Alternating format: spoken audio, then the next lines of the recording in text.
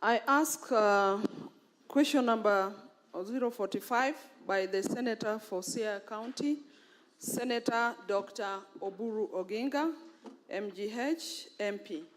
And the first question, Honorable Speaker, is, could the Cabinet Secretary explain the delay in the completion of the Wangarot-Kamito Road C842 construction project in Siaya County, which was launched in 2016, and provide a timeline for completion of the project, Honorable Speaker? The expected completion period was supposed to be 2016 to 2021. And two, Honorable Speaker, what are the reasons for the delay in the resumption of construction of Awelo-Leunda Road C843 in the county, and could the Cabinet Secretary provide a timeline for the resumption and completion of the works? And lastly, the third question, Honorable Speaker, is, could the Cabinet Secretary also provide a status update on the upgrading to bitumen standard and performance-based maintenance on Gotnanga Bar Obe Road C948 and indicate the projected date of completion? Thank you, Honorable Speaker. Thank you, Senator. Cabinet Secretary, you can respond to the question.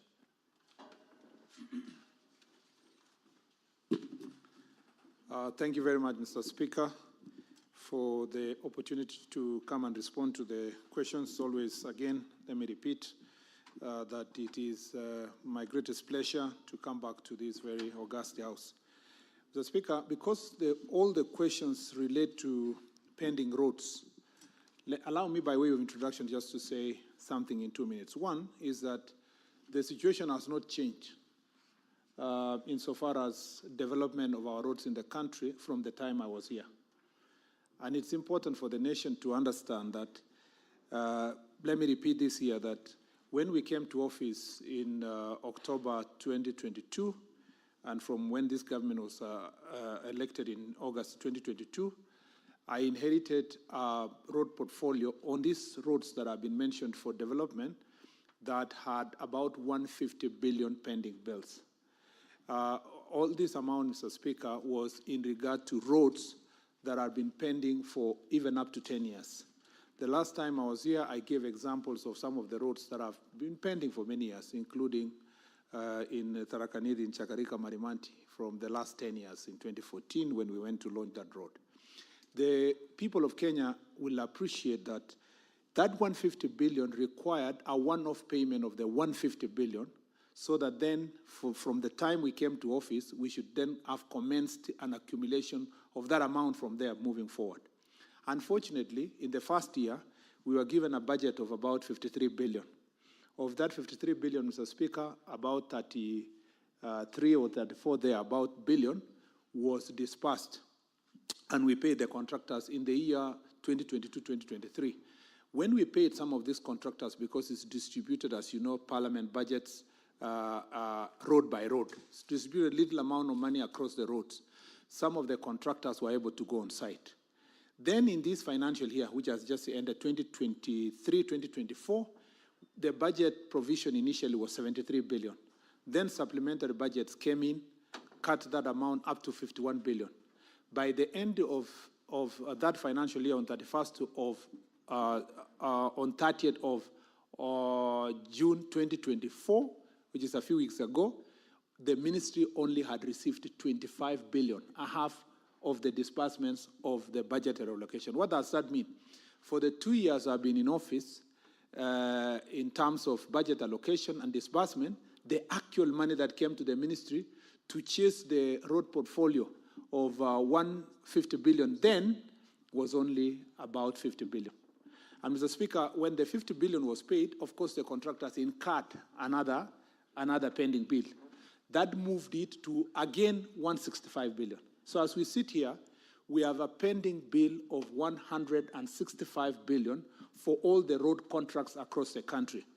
That explains why most of the questions that I'm going to now read, the answer as supplied to this House, the answers are majorly we will complete when funding is provided.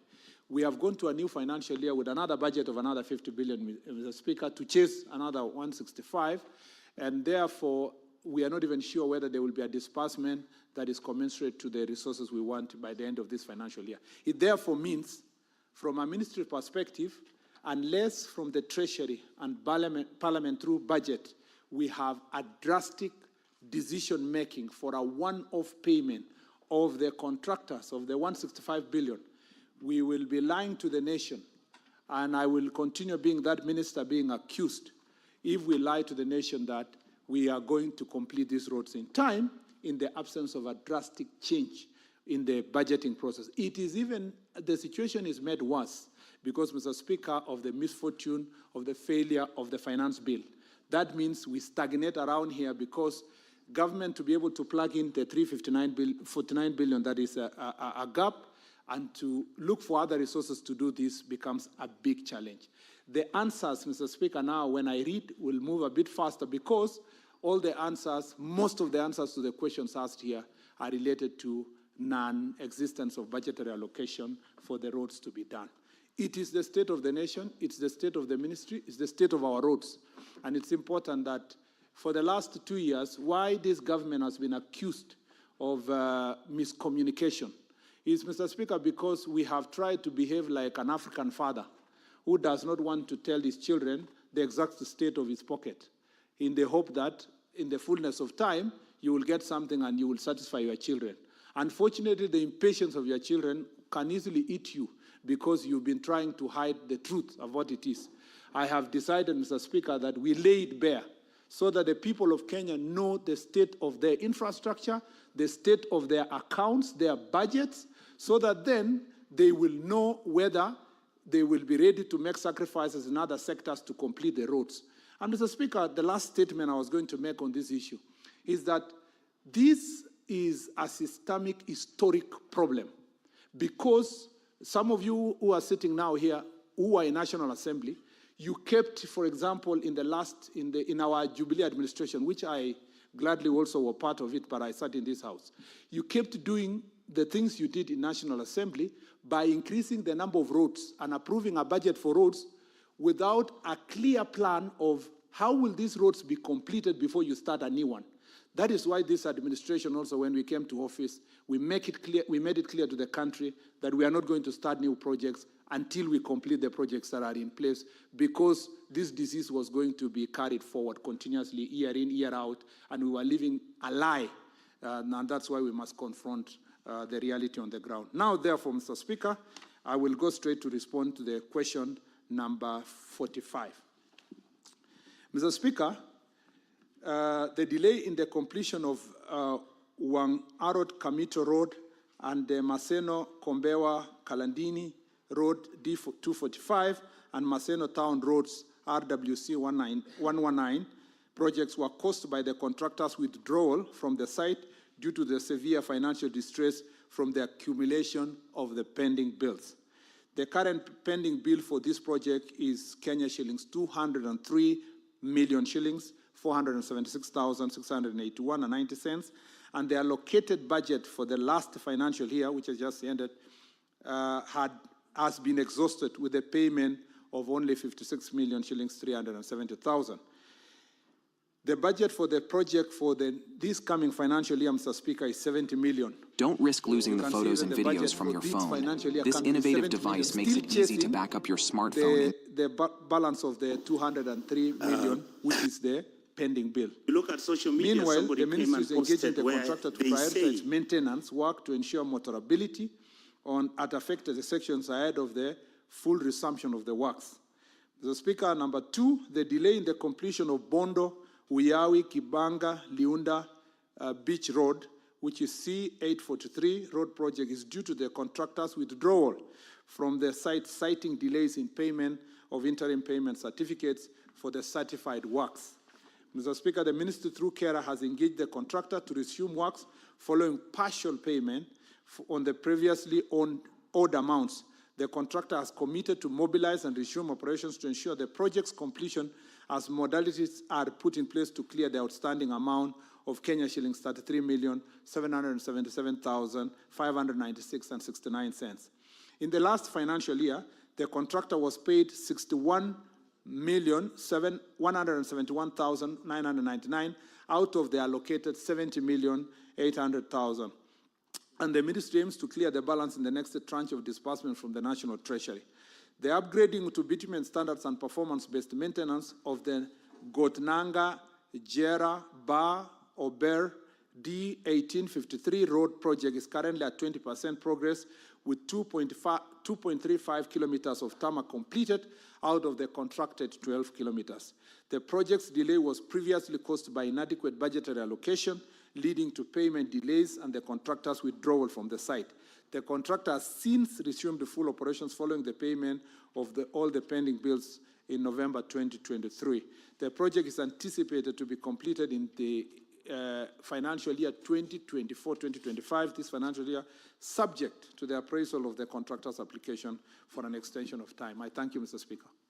Thank you very much, Cabinet Secretary. We'll go straight to the next question, number 50 by Senator Mugeni Eric. Thank you, Mr. Speaker. I rise to ask question 050. One, CS, why are there no essential road safety features, including proper markings, signage, rumble strips, and speed bumps on the Metamayua, Mecheo, Chebingombe, Nyansiongo Road? Two, could the CS also explain the inordinate delay in completing the construction of the Nyagaita Bridge along the Metamayua-Mosovet-Kebirigo Road, which was commissioned 10 years ago? Three, could the CS explain what steps has the ministry taken to ensure the timely resolution of the aforementioned concerns by the people of the great county of Nyamira? Thank you, Mr. Speaker. Cabinet Secretary. Thank you, Mr. Speaker. I beg to respond as follows.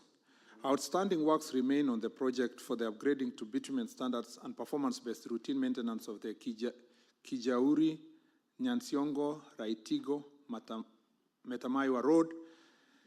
The contractor, China Far East Construction Group Limited, withdrew from the site due to severe financial distress from the significant amount owed by him,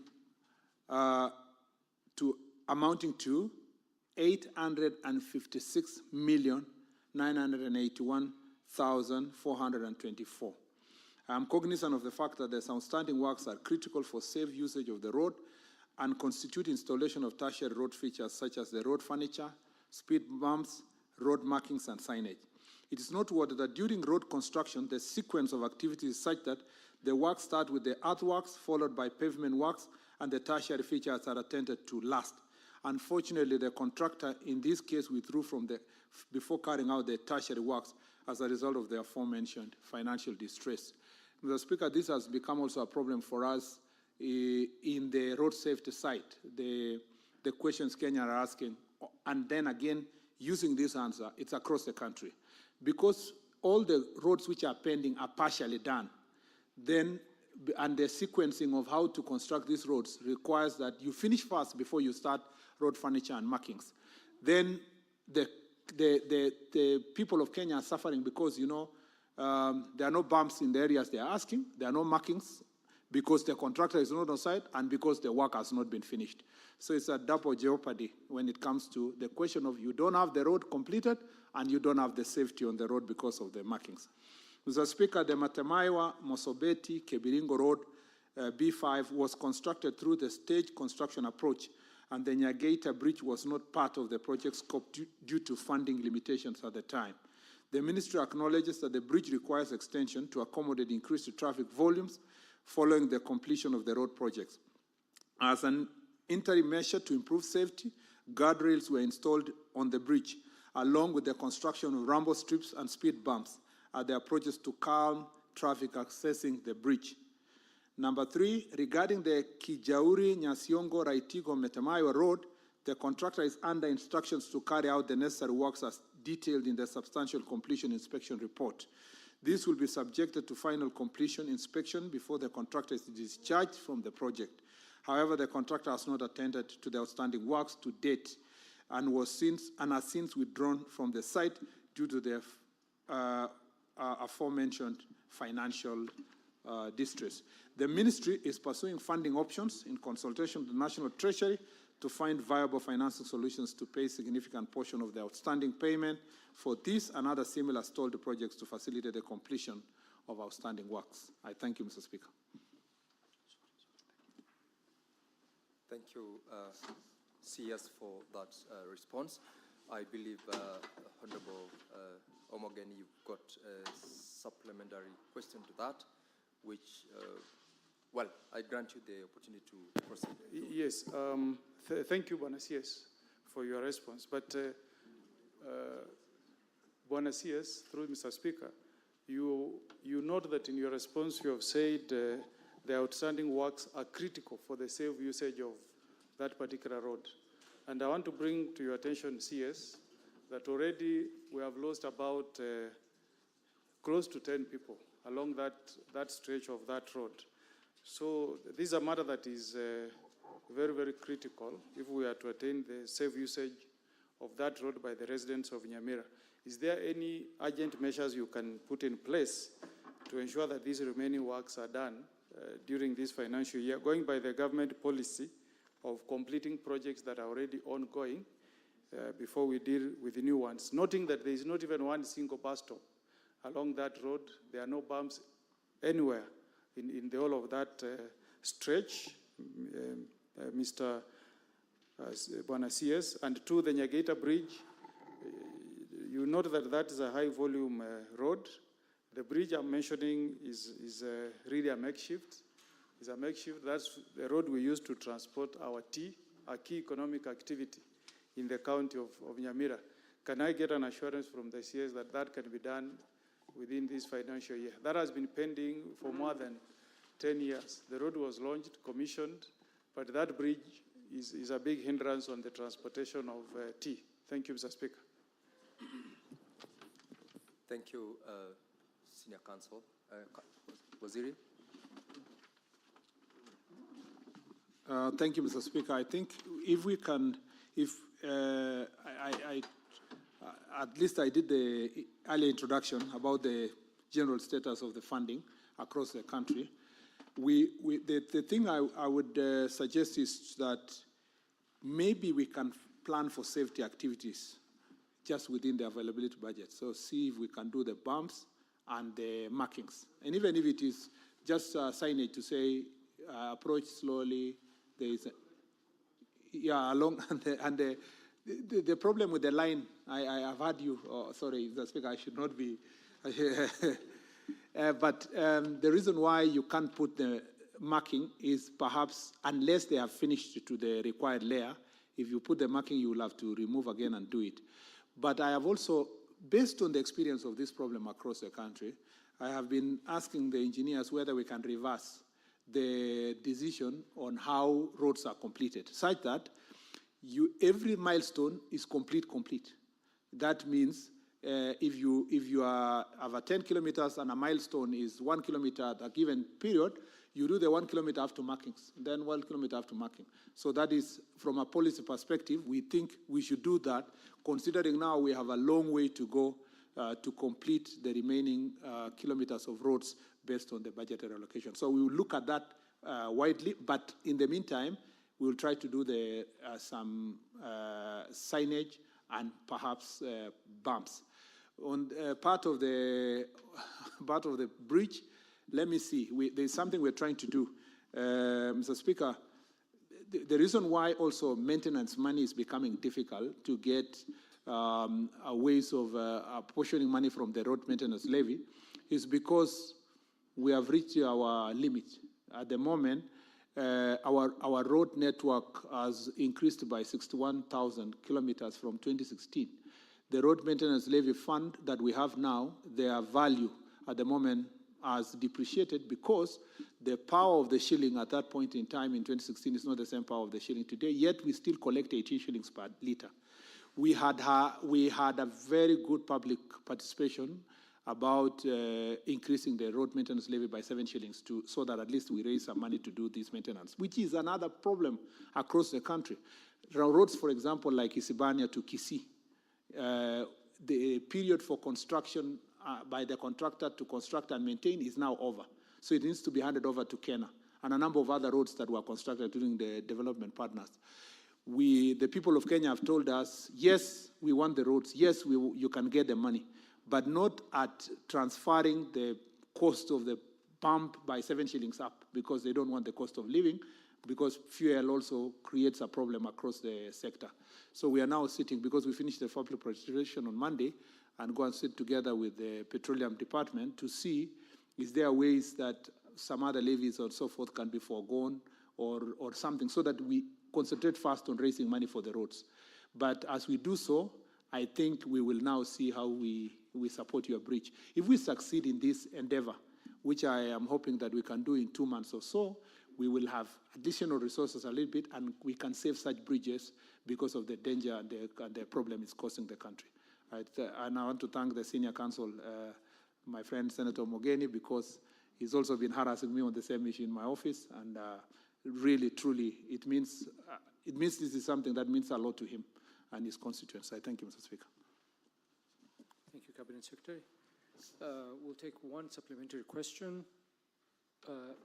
Senator John Kinyo, is it in regards to this question? Okay, go ahead. Asanti Bwana Spika kwa kunipa fursa hii. Asanti waziri kwa kuja na kuweka maneno pariwanja kulingana na vile ambavyo wizara yako iko na mambo ya barabara. Lakini swali langu ni kwamba nimesikia ukisema ya kwamba ulikisia utapata shilingi bilioni 165, ukapata shilingi bilioni 50. Na kuna zile barabara ambazo zinatengenezwa.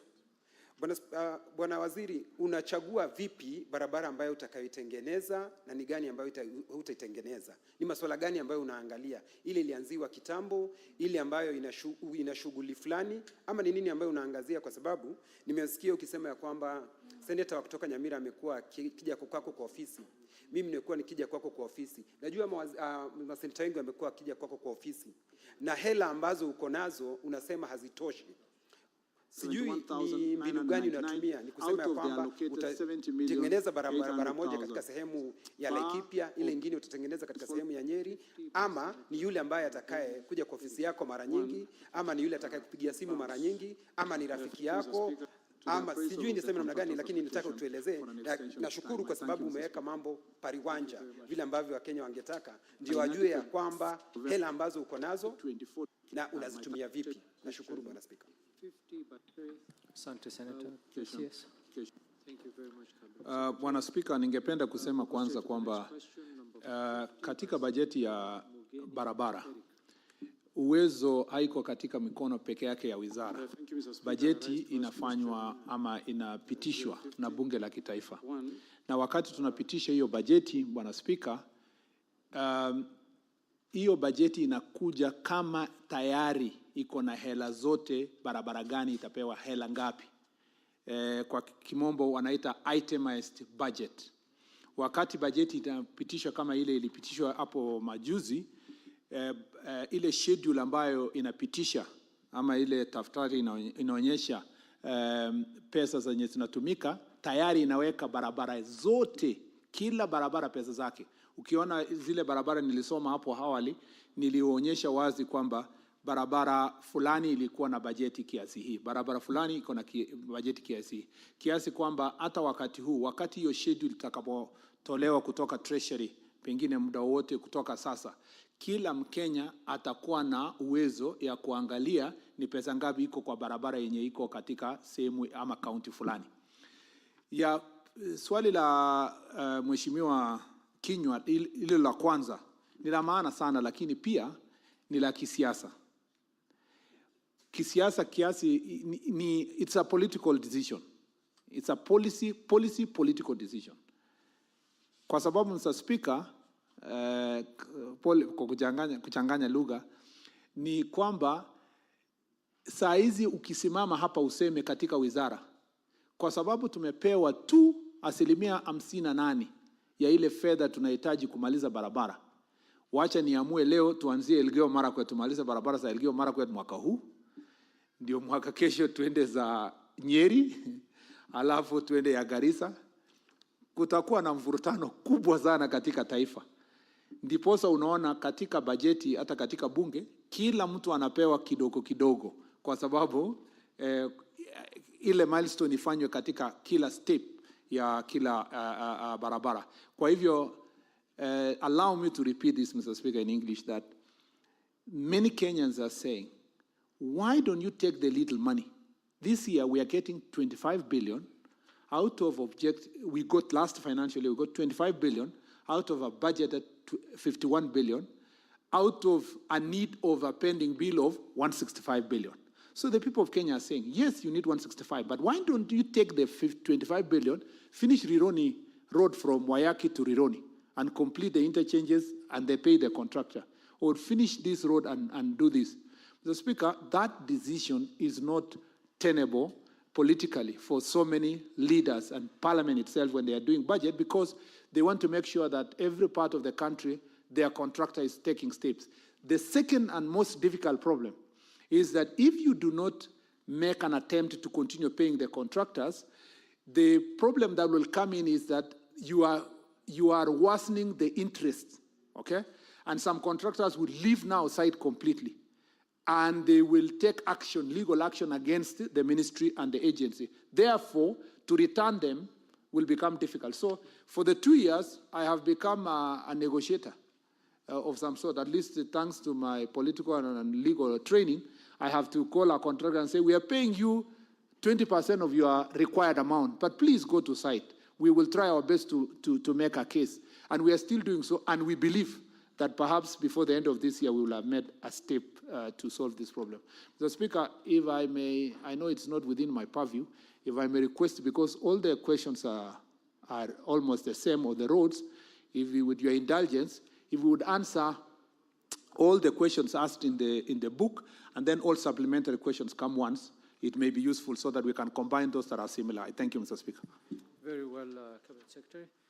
But before we proceed to the next question, Senator Beatrice Ogola, my apologies, we did not give you an opportunity to ask a supplementary question on question number 45. Do you have a supplementary question on Senator Oburu's? Thank you, Honorable Speaker, and thank you for making that consideration. My supplementary question, based on the questions that the Honorable Dr. Buru asked, were on the timelines. But I remember the CS had mentioned some timelines on the two questions. But my other concern, CS, is that you've talked about the inadequacies with our finances, which we all know. Then what happens then with the massive problems we have on our roads after the massive floods that just ended? That is now a general question, but it points to the inadequate finances you're talking about, and yet all over the country, not specific to Siaya now, we have broken roads after the floods. Thank you. Cabinet Secretary. Mr. Speaker, thank you very much. In brief, so that I save time, this question is very important, Honorable Senator, but it goes to the other question about road maintenance levy, because restoration of the floods, roads affected by the floods, is actually maintenance. And from the maintenance kitty, I had already explained myself that we are running low or short of resources to be able to do so. So the best thing for us is, as I responding to Senator Mogeni earlier, I said that if we make a case and succeed to get some resources enhanced, we will then be able to deal with this floods mitigation in terms of the roads. The assessment we did after the floods, both for the El Nino and these ones that happened early this year, is that we need 37 billion shillings to restore, just to restore to where the stage where they were. which is a very big issue for us and a big challenge for the ministry. But that will be resolved a little bit or mitigated a little bit if we were going to get something from an enhanced road maintenance levy collection. Thank you, Cabinet Secretary. We go to the next question, question number 58 by Senator Professor Tom Ojenda. Thank you, Mr. Speaker. Question number 58, addressed to the Cabinet Secretary Roads and Transport, is on Kenya Airways. Specifically, Mr. Speaker, to what extent is the government's involvement in the operational matters of KQ, specifically regarding the protection and welfare of staff? Part B, could the Cabinet Secretary provide details of KQ staff that have lost their employment as a result of redundancies and retrenchment since 2010, and explain what necessitated the workforce reductions?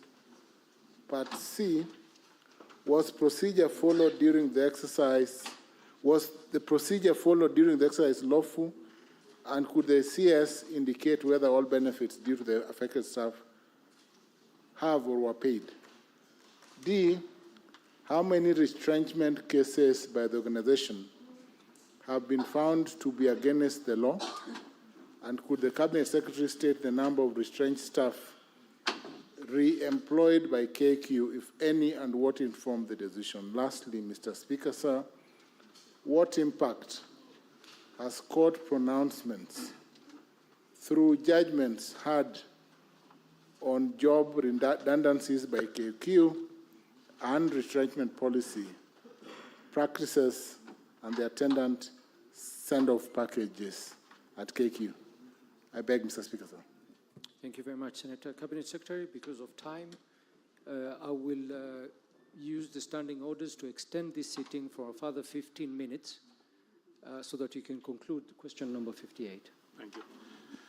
Mr. Speaker, let me say that unfortunately, I may not be able to meet the expectations of the Senior Counsel and Honorable Senator, because the government of Kenya holds a significant stake in Kenya Airways, approximately 48.9% of the shares. It is represented on the board of Kenya Airways through the National Treasury and our Ministry of Transport. However, operational matters, including those related to protection and welfare of staff, are primarily the responsibility of the Kenya Airways itself. These operational issues are typically addressed and managed by the management and leadership of Kenya Airways.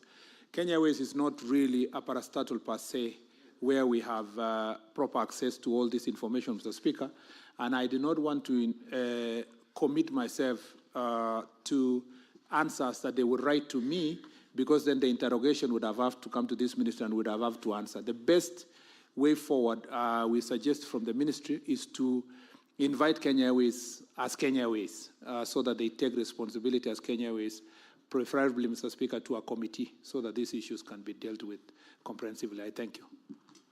Thank you, Cabinet Secretary. Senator Ojenda. As the minister has indicated, obviously his response is unsatisfactory. I will, Mr. Speaker, sir, in view of the response that the minister circulated on the need to interrogate Kenya Airways, the question of shareholding arises the law. I note that government has 48% shareholding, but there is the other question of the public interest that also arises, and that creates an obligation. I will visit the minister and share with him some precedents on this question, even as I will then come back. I'll make sure he comes back to answer the question, because he cannot run away from the problem of Kenya Airways. Thank you, Senator. Honorable Senator, since we've extended the sitting for another 15 minutes, Senator Munyihaji, we are not taking any supplementary questions at the moment. We'll take supplementary questions at the end. That's what we've agreed. We are going to the next question. There's no point of order. Senator Osoti. Sorry? What is your point of order? Mr. Speaker, you know we have so many questions to ask the Cabinet Secretary. and the time is very limited. I am seeing a situation where the Cabinet Secretary is taking too much time trying to explain, and yet he has a written response. So I think he will save on time if he focuses on the written response, and then we can create time for supplementary questions.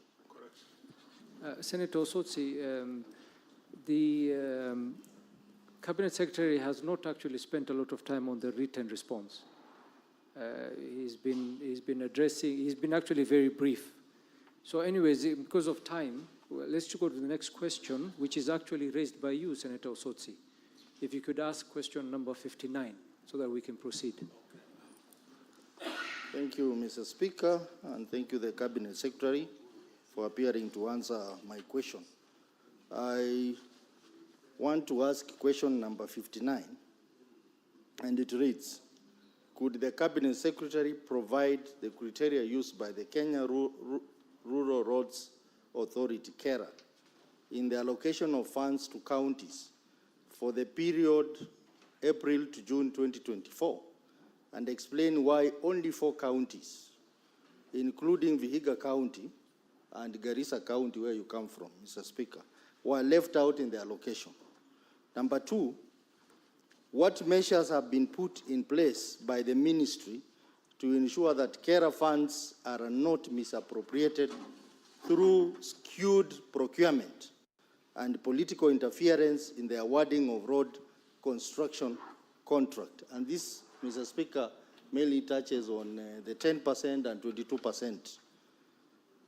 Number 3, what steps is the ministry taking to eliminate duplicity in awarding contracts for the construction and maintenance of rural roads and avert misappropriation of funds? Thank you, Mr. Speaker.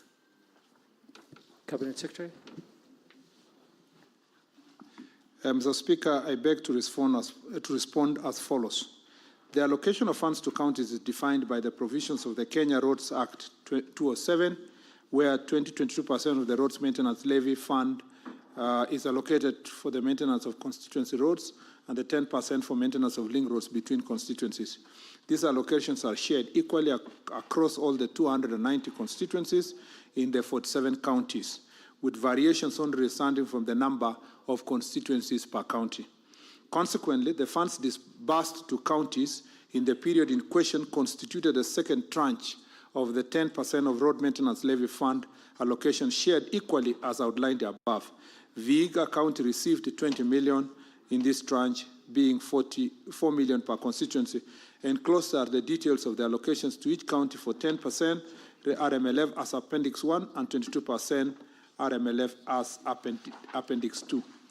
The allocation for maintenance under the development budget is mainly guided by Parliament in the allocation of public participation initiatives and other pressing emergencies that Parliament may consider necessary. The Ministry may allocate development funds for maintenance based on critical areas to be addressed, such as mitigation against flood damage and other emergency interventions. Due to limited budget ceiling available to the State Department of Roads, KERA is unable to allocate funds to all critical areas. Allocated funds should be enough to address the particular challenge and realize value for money, as a thin spread funds would result in ineffective allocation with little to show from the spread. The procurement of roadworks in KERA, number 2, the procurement of roadworks in KERA adheres to the Public Procurement and Asset Disposals Act, PPDA 2015, as amended in 2022, including PPDA regulations of 2020. Key controls in line with PPDA 2015 include open tendering for the roadworks, restricted tendering through a pre-qualified list, publishing all tenders on the authority's website and the Public Procurement Information Portal, PPIP, strict adherence to awarding at least 30% of the contracts to special groups in line with ACPO. 3, to prevent duplicity in roadworks, the ministry undertakes several measures. A, sharing annual roadworks program with all relevant agencies, including county governments. B, ensuring adequate consultation with county governments when roads under their purview are prioritized by the Constituency Roads Committee for maintenance works and entering into memorandum of understanding as applicable. C, notifying the public through various platforms, including media channels and public boards, about ongoing project scope of works, and contractor details and other salient information. Number D is conducting internal audit and rigorous quality control measures, including material testing, to ensure that there is value for money. And E, collaborating with statutory and regulatory entities responsible for oversight and monitoring of roadworks, including technical auditors, parliamentary committees, and the Office of Auditor General, to ensure prudent utilization of public resources. I thank you, Mr. Speaker. Senator Osotsi, supplementary question. Thank you, Cabinet Secretary, for your answer. But looking at the first part of the question, which talks about the allocation of funds to the counties between April and June 2024, the Cabinet Secretary is a bit general on this matter. I would have thought that he will bring a list of all the counties and what was allocated. Because the list I have, it indicates that money for the maintenance of road, and this is outside the RMLF, that was allocated within that period. 4 counties, including Vihiga County and your county, Mr. Speaker, were left out. So this is the list I would wish the Cabinet Secretary to make reference to, and not the Roads Maintenance Levy Fund, which, as we know, it is at 22%, and also the 10%, which is for maintenance of roads that link constituencies. So I'm referring to that listing of funds which were given to the counties between April and June. That indicates that my county got nil. Number 2, the answers to question 2 and 3, Mr. Speaker, that is the best case scenario. But Mr. Speaker, we know that the carer funds, which are under the management of members of parliament, are misappropriated. And that's a fact. And this is something that we discussed the whole of last week and this week. The 22% and the 10%. So the answer there, as much as it looks very good, but the situation on the ground, Vituko ground, is different. Number 3, Mr. Speaker, the issue of duplicity in road maintenance and construction. This is a serious problem, Mr. Speaker, that county puts money on a road, the member of parliament puts the money on that same road, and in some places, even the MCA, the same road, and the carer, the same road. And you end up having a situation where public money is misused. So the answer given by the Cabinet Secretary to me is not adequate, and the Cabinet Secretary needs to go on the ground to get the real facts about this problem, which we all know as senators. It's happening in our counties. So, Mr. Speaker, the answers given by the Cabinet Secretary is very inadequate.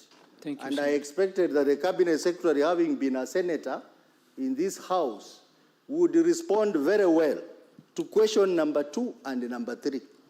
Because these are challenges we go through, Mr. Speaker. Thank you, Senator. Cabinet Secretary. Mr. Speaker,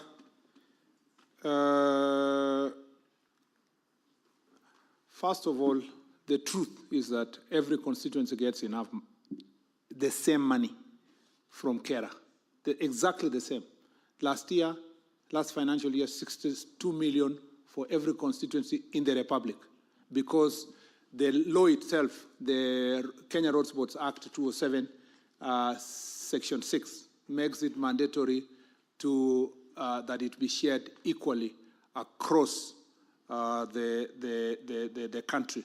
So Vihiga gets its fair share of its constituency.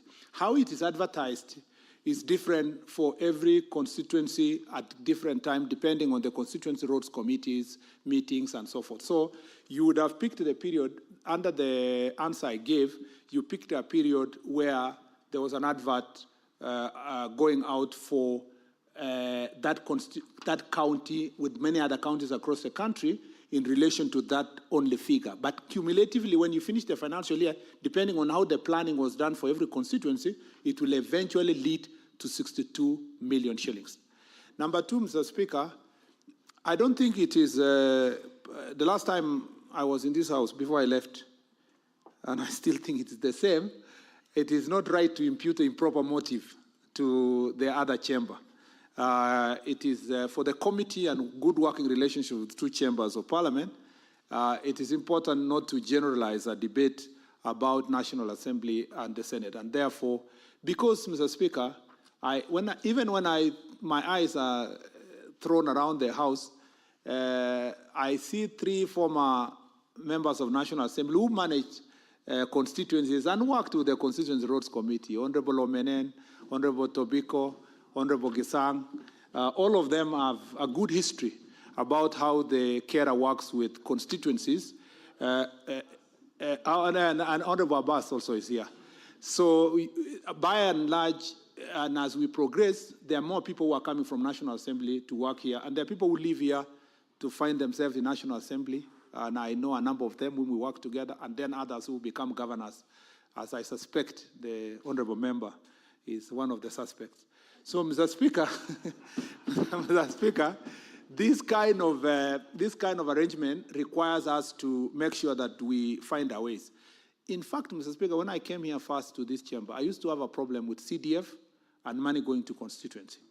But as I progressed towards the second term, I asked myself, is it better to go to my constituency, say Marakwet East, where I come from, and go and fight with the Constituency Roads Committee people I know and fight with the MP?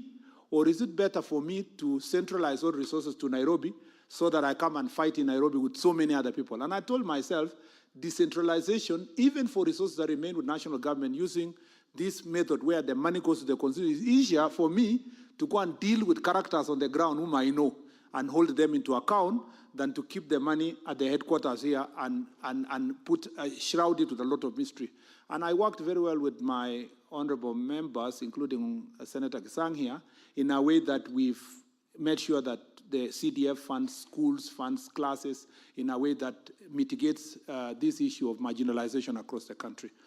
Mr. Speaker, I agree with Honorable Otsotsi on one thing, Senator Otsotsi, that the problem of duplication is real.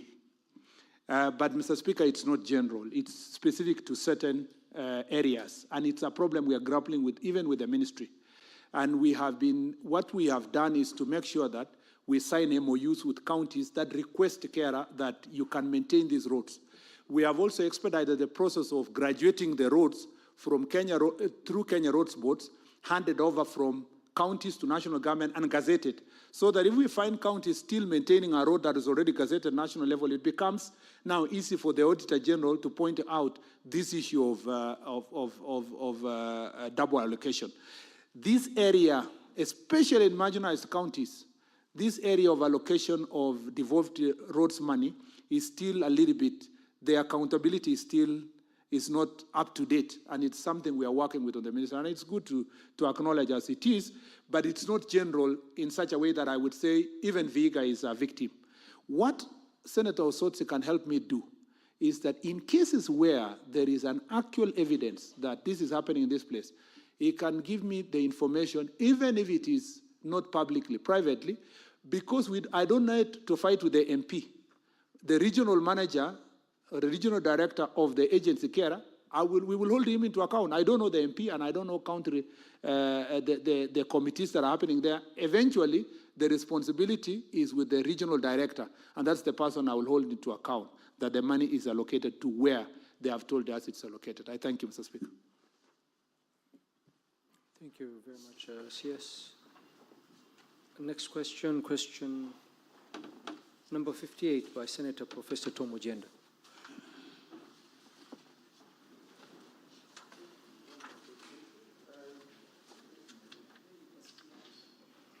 Mr. Speaker, question number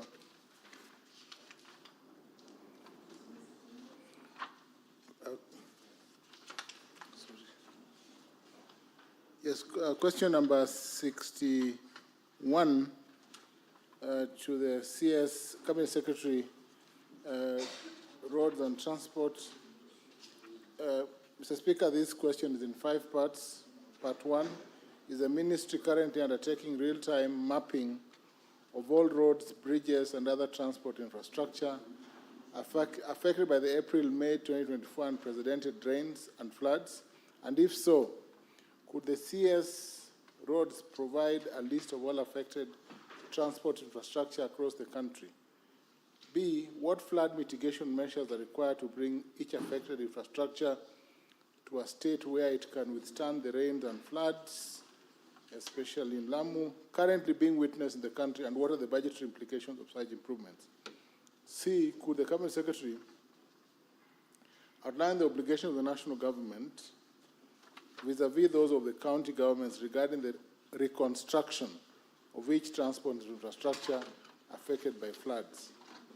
D, what long-term measures are being implemented to address the poor drainage system throughout the major cities and towns, bearing in mind Narok, ensuring that such occurrences do not repeat in the future, and what are the budgetary implications of these actions? Lastly, Mr. Speaker, sir, what steps are being taken to compensate victims of past transport infrastructure engineering that resulted in changes in the path and course of various rivers, hence the flooding of some homes and human settlements that naturally were not in the path of those rivers, taking into account Nairobi River? Thank you, Mr. Speaker.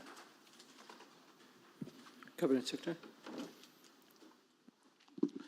Mr. Speaker, I confirm that the ministry, through its road agencies, is actively undertaking real-time monitoring and mapping of infrastructure affected by the unusually heavy rains during the period of April, May 2024, as well as the El Nino rains of October to December 2023. This initiative aims to facilitate timely repair and reconstruction efforts.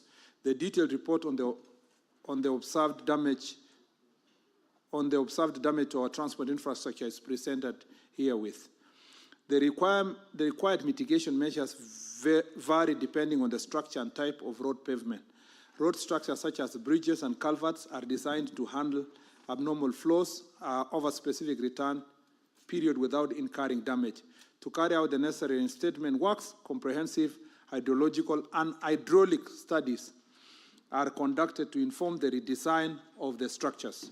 Subsequently, the required works include the reinstatement of structures, enhancement of drainage systems, protection of works, rebuilding of embankments, and redesign of road pavement and alignments. The proposed budget to facilitate these activities is annexed here with Mr. Speaker. Mr. Speaker, sir, according to 4th schedule of the Constitution, the national government is responsible for the construction and operation of national trunk roads and set standards of construction and maintenance of roads by both national and county government. The county government is responsible for the construction and operation of county roads. From this, it is evident that the national government ensures that national trunk roads meet the required standards for safety, durability, and resilience against the natural disasters such as floods. In setting standards for counties, the national government provides technical expertise, guidance on materials, construction methods, and maintenance practices to be followed by county governments. The county government, on the other hand, ensures accessibility and maintains roads to passable and safe for all users. Both levels of government must collaborate in assessing and planning the reconstruction and infrastructure affected by floods and instituting flood mitigation measures. Number 4, the ministry is currently reviewing its road design manuals to incorporate flood mitigation design principles, ensuring more resilient infrastructure capable of withstanding climate change challenges. The securing of waterways is ongoing to support this very important initiative.